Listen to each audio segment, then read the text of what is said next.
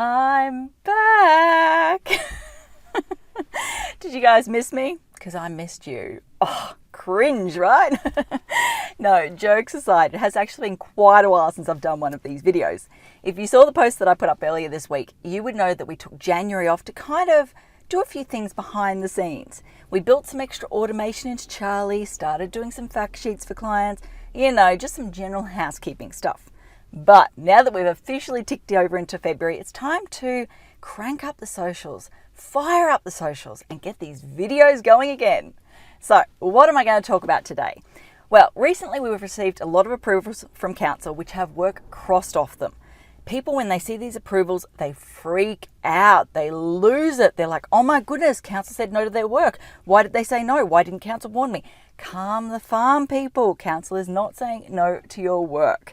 So I thought, hey, why don't I use this week's video just to explain what's going on there so you guys can calm down, you don't freak out, because I don't like dealing with freaking out people. It ain't fun.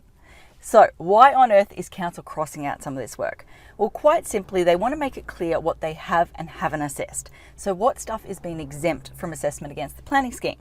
Why? Well, number one, they kind of want to help inform, what's the word I'm looking for? They want to make it clearer for certifiers, in particular certifiers that aren't necessarily used to working within Brisbane City Council and therefore that are used to more of that one-stop shop approach that many of the other councils have. So they want to make it clear, hey, we haven't actually assessed these components, they're assessable by you guys under your legislation. Number two, they kind of want to prevent being backed into a corner and that whole pre-approval issue. Because let's be real, in the past, everyone would get to the siting variation stage, the relaxation stage. They would turn around to council and be like, yo already approved it. It may be a different team, but yo still council, so you've got to approve this. And council will be like, no, that's a different rule book, different set of rules and requirements. We haven't considered it yet. It gets messy, it gets painful. So if you cross it out, it's nice and clear. Probably most importantly though, it's to manage neighbour expectations or community expectations. So when people ring up to have a complaint about what's going on next door or down the street, council can very clearly say, we did not assess that work. It was not assessable as part of that application. Obviously, if the work's not crossed out and it's shown on the plans, the community is going to turn around or the neighbours are going to turn around and be like, yo, you're pulling my leg. It's clearly shown on the approved plans. What do you mean it's not approved? You clearly approved it.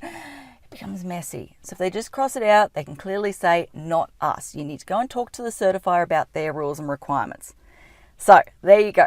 Like I said, if you get an approval, especially for house extensions, that sort of stuff, and the pool's crossed off or something like that's crossed off, don't freak out. It's not council saying no to the work. It's just making it clear that, hey, they haven't actually assessed it. Still needs to be considered by the certifier as part of the building approval process.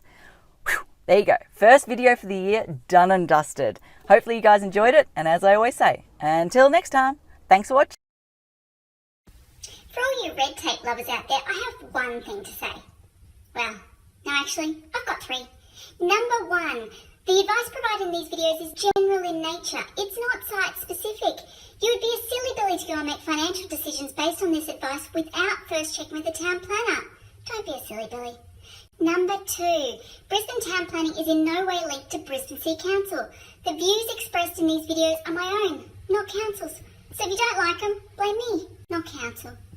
Number three, what was my number three? Oh yeah, the views expressed in these videos are accurate at the time of recording.